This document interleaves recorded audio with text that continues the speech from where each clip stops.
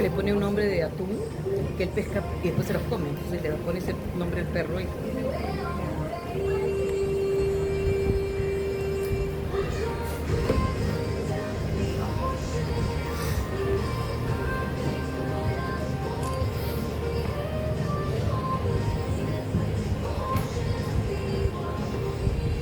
Buenas noches a todos.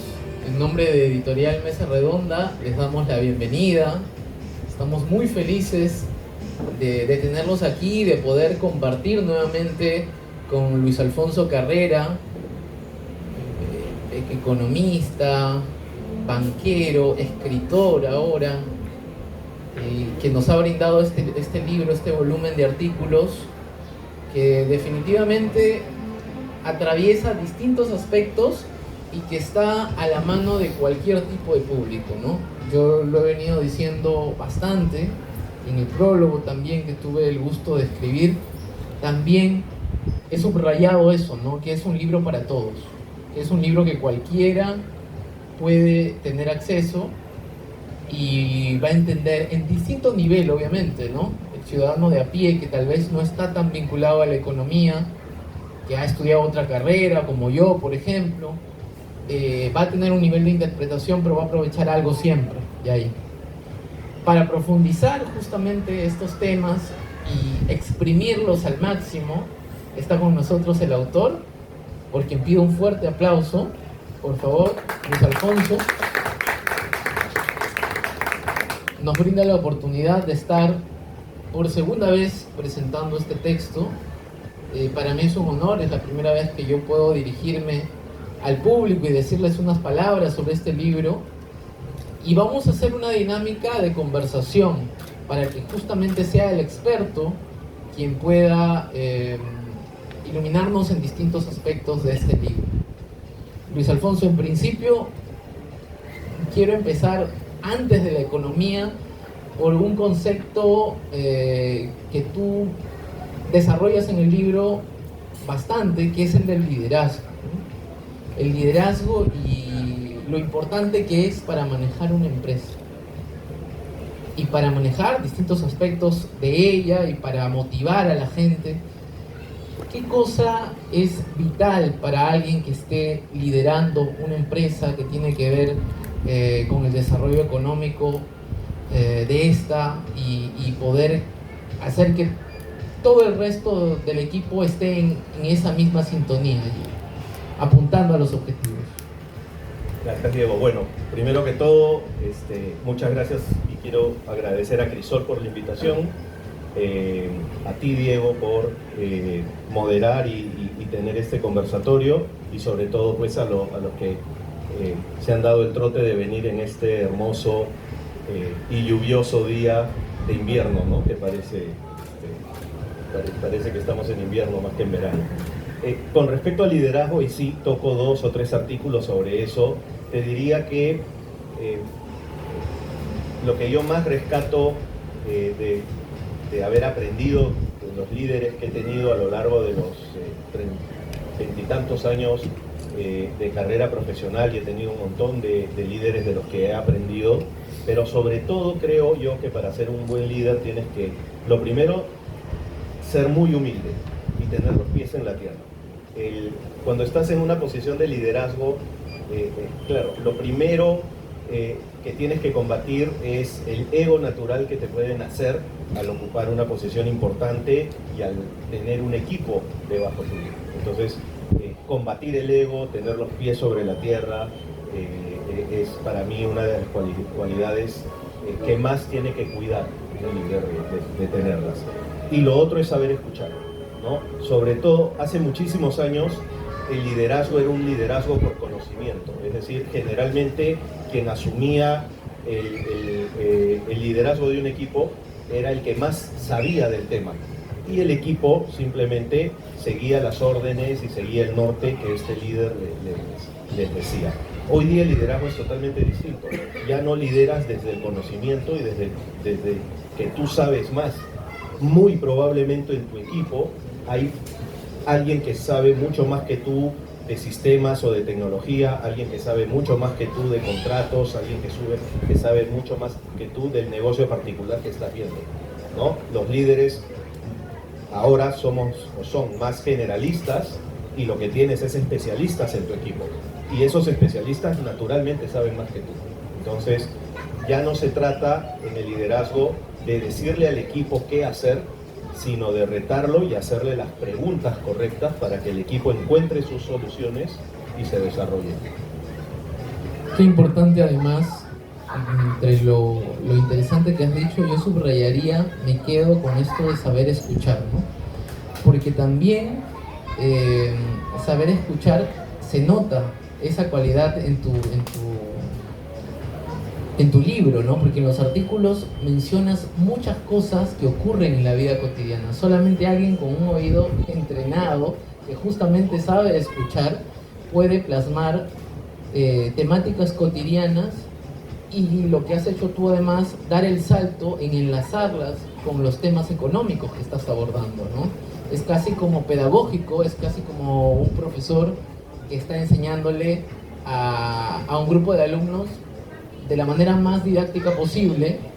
Y yo quería preguntarte, ya por una curiosidad, ya antes de entrar a los temas propios de la materia, ¿de dónde nace esta forma de relacionarte con la gente, ¿no? De explicarles, de ser tan dinámico y didáctico, de ver esos temas de esa manera?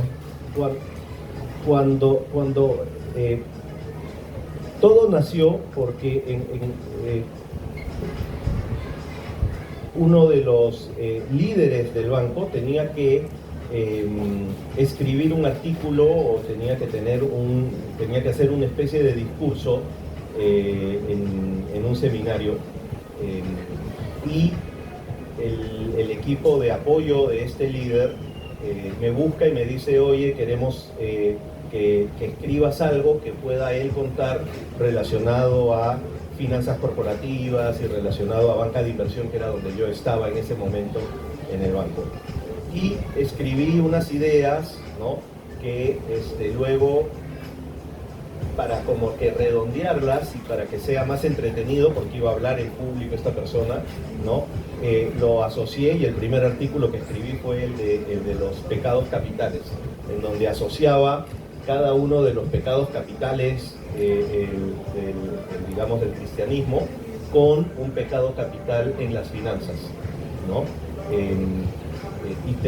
Y así fue natural que trataba, y a partir de ahí seguí ese hilo conductor de tratar de asociar algo que todos conocemos con alguna lectura o alguna enseñanza que es la que quiero transmitir.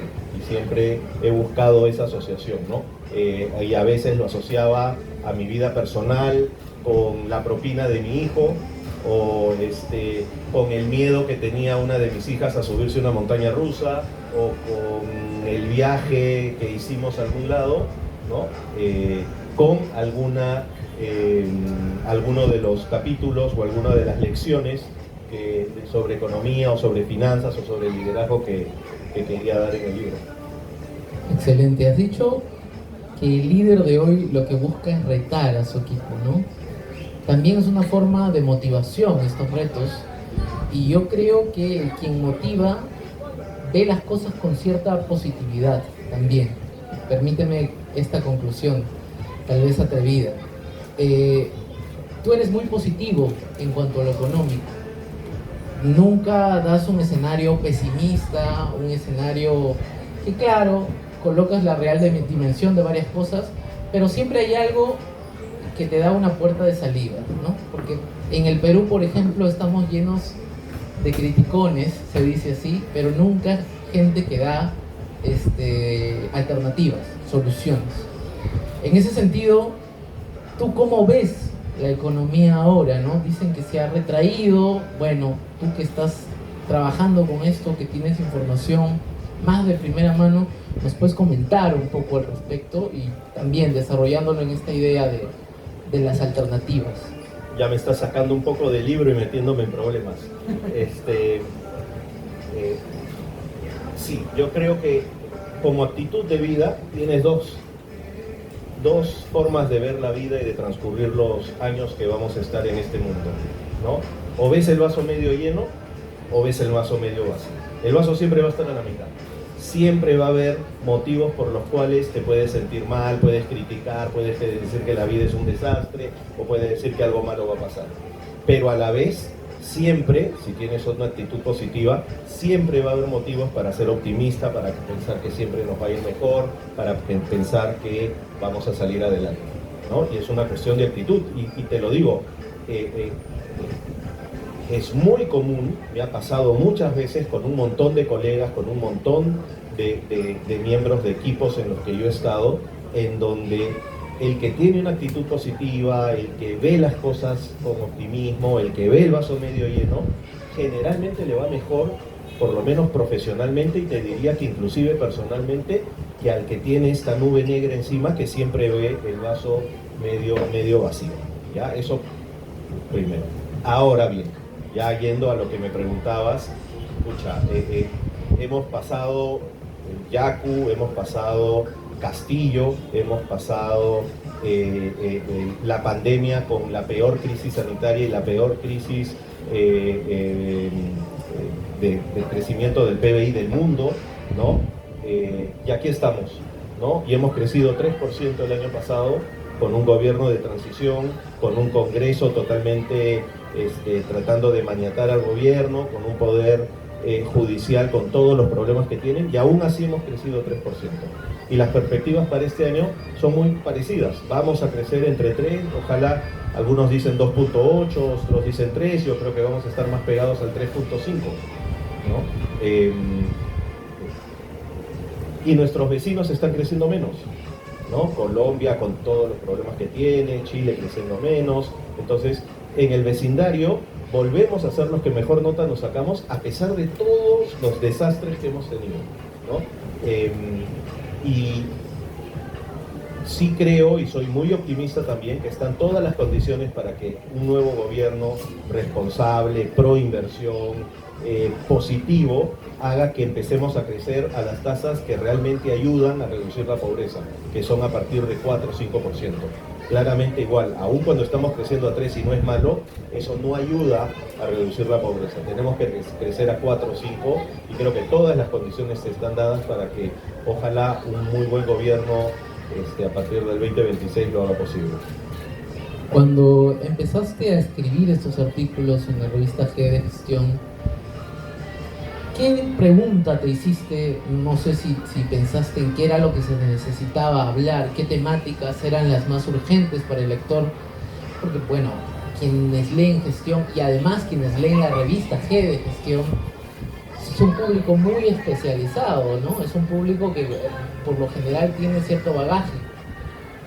Aún así, hiciste de esto un trabajo pedagógico, pero ¿cómo decidías cuáles eran los temas a abordar? ¿Qué era lo más urgente de decir en estos espacios? Mire, ese es un punto súper bonito. Ahora, obviamente, cuando se me ocurrió compilar los artículos que había escrito durante 5 o 6 años en G de Gestión, ¿no? La primera idea fue, oye, los compilo en orden cronológico, ¿no?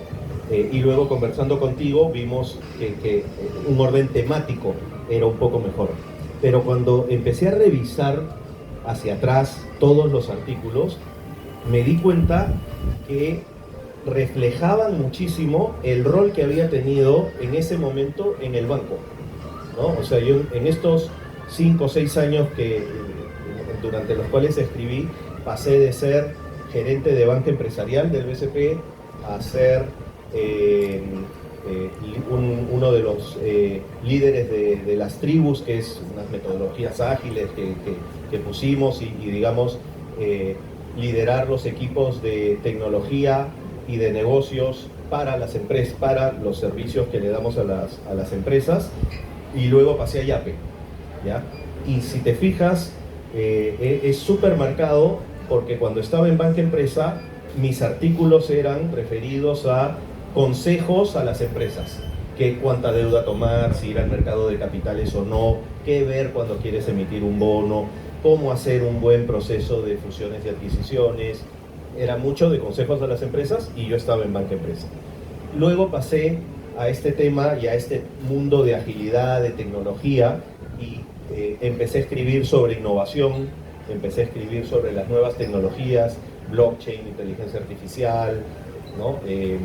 Sobre cómo escalar un producto, qué cosa es un MVP, etcétera, etcétera, porque era el mundo en el que estaba en ese momento.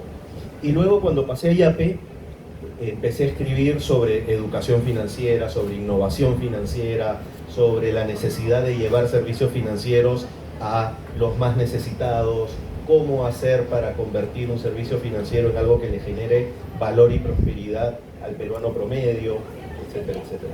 Entonces, creo que al final los artículos han sido finalmente un reflejo de la posición y del rol que yo tenía en el banco en cada momento. Y hay una palabra que tal vez se te ha escapado, pero yo creo que es clave en el libro y que tiene que ver con el último punto, tal vez de tu etapa en Yape que has mencionado, que es la integración económica, ¿no? Mencionas mucho esa palabra, integración económica. Sí, pero sobre todo inclusión financiera. Inclusión financiera, integración económica. Bueno, estamos por ahí. Lo que yo diría es que después de la pandemia ha habido tal vez un avance, pero un poquito más lento, ¿no? La pandemia como que acercó a las personas a las nuevas tecnologías, a las nuevas herramientas. Y luego, ¿qué paso sigue tras este proceso? Para que haya una verdadera inclusión financiera, tiene que haber tres hechos, ¿ya? La persona tiene que utilizar un servicio financiero, es decir, tiene que haber uso, ¿ya? Pero eso no basta, tiene que ser un uso adecuado y un uso que genere valor, ¿ya? Para que haya un uso adecuado es importantísima la educación financiera de la gente, que la gente sepa qué cosa es una tasa de interés, qué cosa es una deuda, qué pasa cuando avalas a una persona, cómo ahorrar, cómo, ¿no?, apuntar los ingresos que tienes y no gastar más, ¿no?, ajustar tus gastos a los ingresos que generas, cuáles son las alternativas si tienes un exceso y puedes ahorrar, ¿no?, cómo hacer un pago digital, etcétera, etcétera. Entonces, lo que viene es muchísima educación financiera para que utilicen adecuadamente las herramientas. Muchos utilizan Yape, digamos, solo para pagar, cuando puede ser una herramienta inclusive hasta de cobro, ¿no? Puedes enviar una notificación, puedes, ¿qué viene? Probablemente integrar y que el banco empiece, o los bancos empecemos a dar herramientas para la gestión del flujo de caja de una ama de casa o la gestión del flujo de caja y del pago de impuestos de una pyme, ¿no? Entonces vienen más servicios financieros, pero sobre todo más educación financiera. Y otro punto que ya escapa un poco a los bancos o a los que proveemos servicios financieros, en donde podemos interactuar mucho con la educación financiera, pero además conectividad, ¿no? De nada sirve educar financieramente a una población que no tiene acceso a internet, por ejemplo. Entonces eso es clave también y eso es una tarea pendiente. Todavía tenemos muchas zonas con poco o muy mal acceso a internet. Y esta educación y conectividad limitadas, como dices, aún en el Perú, me hacen ver que, por ejemplo, en el libro tú muestras mucho qué es lo que está pasando con el empresario pequeño, el empresario mediano, el empresario ya un poco más grande, y pareciera que ahí hay también mucho desconocimiento, ¿no? Porque se mira todavía con recelo las herramientas que brinda la banca. Y en general, ¿cuál crees tú que es la relación entre la banca y el empresariado peruano? El empresariado de estos tres niveles que te digo, ¿no? Desde el emprendedor hasta el empresario grande. Va disminuyendo conforme va achicándose y va haciéndose más chico el empresario. El empresariado corporativo, grande, tiene una relación muy cercana con la banca y muy fluida, ¿no? Conforme vas bajando, luego tienes al empresariado, a las empresas familiares, por ejemplo, que crecieron y que tuvieron relaciones de amor y odio con los bancos, porque cuando les fue mal, probablemente algún banco tuvo políticas muy duras con ellos, no hubo mucha confianza. Entonces el común denominador de las empresas medianas es que quieren mucho a algunos bancos que los apoyaron cuando recién empezaron o cuando tuvieron un problema, pero tienen mucho recelo de algunos otros bancos que no los apoyaron y no apostaron por ellos cuando empezaban o cuando tuvieron problemas, ¿ya? Ese es el segundo. El tercero, que ya son las pymes o las microempresas, desconfían mucho de los bancos, no tienen mucha confianza con los bancos, los ven como muy grandes, los ven como lejanos, ¿no? Y entonces ahí es donde, por ejemplo, las cajas municipales o mi banco han hecho un mucho mejor trabajo de acercarse a los microempresarios que los bancos grandes, ¿no? Y perdonarás, pero es involuntario, no te quiero meter en problemas, por cierto. ¿Qué, digamos, autocrítica desde la banca habría para que esa lejanía sea tan marcada? Creo que los bancos hemos sido incapaces de generar productos financieros, productos y servicios financieros que les generen valor. Te voy a dar varios ejemplos, ¿no? Los bancos ofrecen cuentas de ahorro eventualmente individuales o mancomunadas con una sola persona más, ¿no? Tú puedes tener una cuenta mancomunada con tu esposo, puedes tener una cuenta mancomunada con uno de tus hijos, pero es entre dos personas, ¿no? Gran parte del ahorro en el Perú es familiar, es grupal, ¿ya? Es colectivo, no hay cuentas de ahorro colectivas, ¿ya? Entonces, por ejemplo, ahí te doy un pequeño ejemplo. No hemos aprendido aún a poder lidiar con el ingreso diario o el ingreso informal. Te voy a dar otro ejemplo. Imagínate que tú le prestas a alguien 100 soles, ¿ya? Y esta persona tiene ingresos diarios. No es que tiene un ingreso a fin de mes, no, tiene ingresos diarios. Es mucho mejor para esa persona que esos 100 soles se los cobres a razón de 2 soles durante 50 días, ¿ya? Que a razón de 110 soles en el día 50. Esa persona en el día 50 no va a tener 100 soles de ahorro, ¿no? Pero esa persona diariamente sí te puede pagar 2 soles, ¿ya? Y nuestros productos financieros hacen que tenga que pagar 110 soles en el día 60 o en el día 50 y no un sol diario durante 50 días.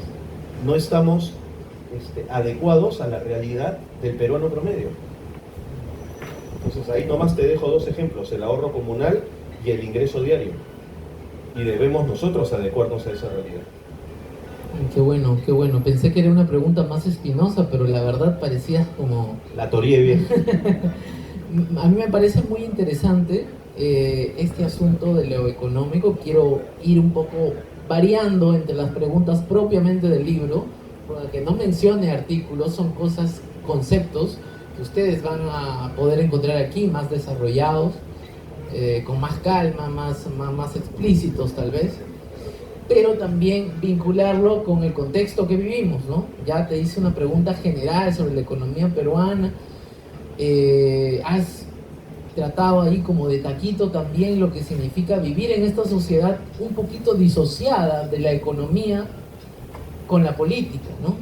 Porque hemos vivido en estos años toda serie de terremotos políticos y el señor Julio Velarde está ahí pisando fuerte, resistiendo, y pareciera que con él no es, ¿no? Lo cual está bien, lo cual nos conviene, felizmente que está ahí, ¿no? Felizmente que hay gente preparada por lo menos en esta institución, ¿no? ¿Qué ocurre? Porque la política tiene que ver también con lo cotidiano, para que divorciemos tanto la realidad de la economía. ¿Qué crees que hay en la idiosincrasia del peruano, en lo social, en lo político, que a veces lo económico está en cuerda separada? Bueno, primero yo no pienso que estén en cuerdas separadas.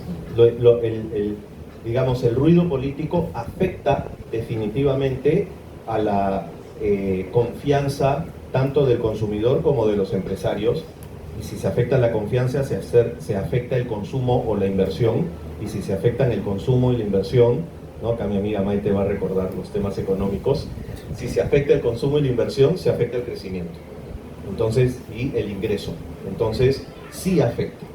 Dicho eso, el Perú tiene una bendición y una maldición a la vez, que es la informalidad, ¿no? Es una bendición en el sentido de que es una fuente de ingresos y un medio de vida del 70% de la población peruana, que no le importa quién es el alcalde, no le importa quién es el gobierno de turno, porque se manejan al margen de la legalidad del Estado peruano.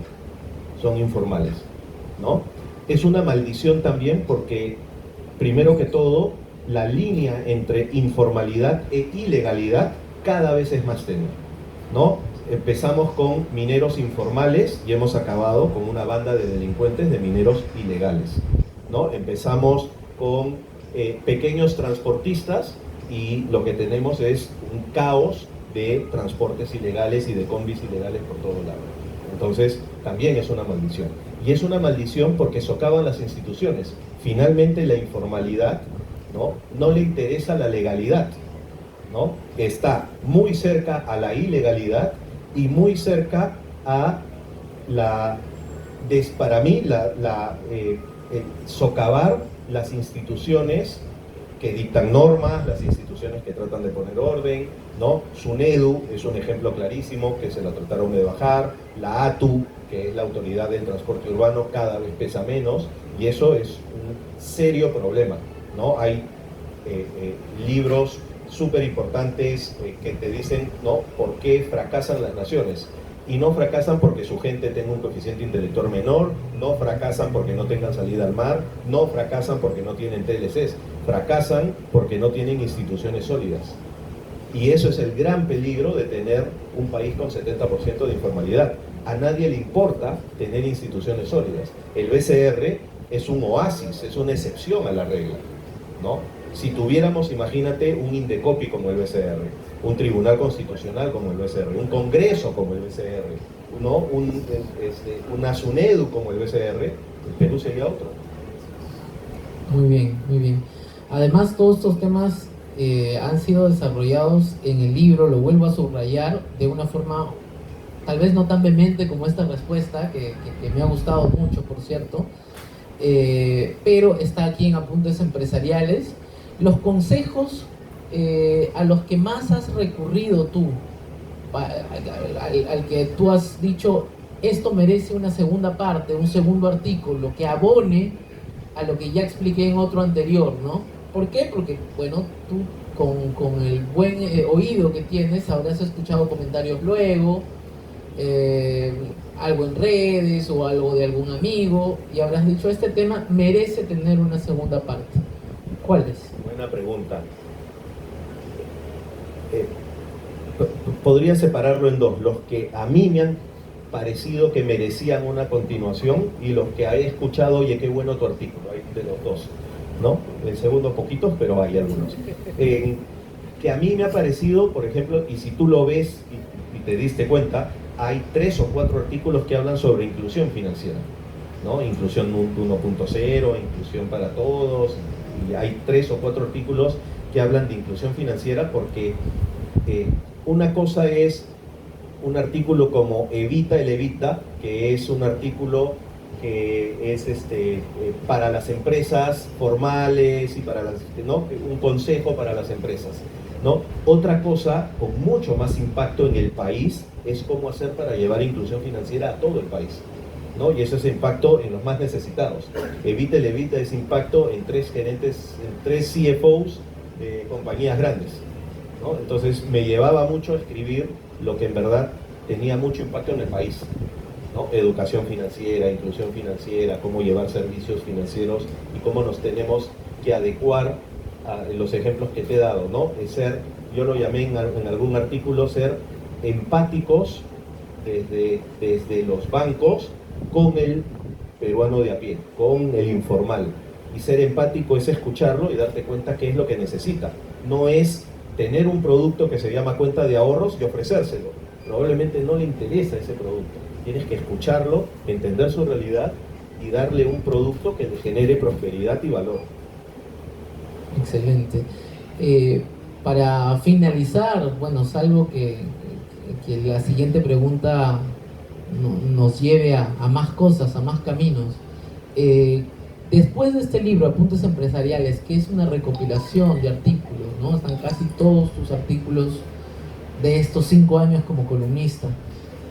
¿Qué es lo que se viene? ¿Hay algún proyecto editorial en ciernes? ¿Todavía le quieres dar un respiro al libro, que tenga algún camino? ¿Has pensado en algo? Sí. Escribir un libro de verdad. Como mi esposa me dice, Poncho, esto no es un libro, pues tú no has escrito un libro. Lo que has escrito es columnas durante 5 años, muy lindas, muy bonitas, que las has juntado en un libro. Pero eso no es escribir un libro. Entonces mi siguiente proyecto, todavía no inmediato, pero en el mediano plazo, sí me gustaría escribir un libro, no necesariamente financiero, sino de alguna ficción, por ejemplo, en mis artículos siempre mezclaba, y como me lo preguntaste, algún hecho cotidiano, el partido de fútbol de mi hijo, el campeonato que perdí en el club de tenis, el viaje familiar, ¿no? Entonces mezclo algo cotidiano con alguna lección. Lo que tengo más o menos en mente es hacer algo al estilo Bailey, de mezclar realidad con ficción. Salirte un poco del escritor financiero, del escritor de economía, e irte al escritor literario, a la rama literaria. ¿Te está llamando eso? Sí, tengo eso ya jubilado, en una ventana frente al mar, con muchas horas libres, un día que no haya Champions, ponerme a escribir. Excelente, excelente. Bueno, estaremos atentos igual desde Mesa Redonda para ese proyecto, por supuesto. Bien, muchas gracias, Luis Alfonso. Ha sido un gusto, ha sido un honor poder editar este libro.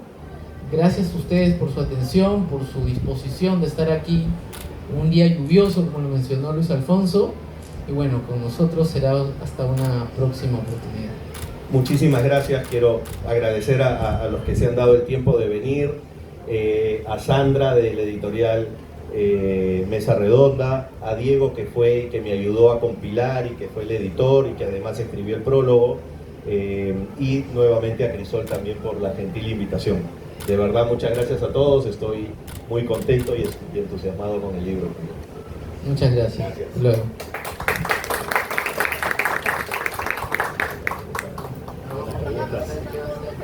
Una foto. ¿Qué tal?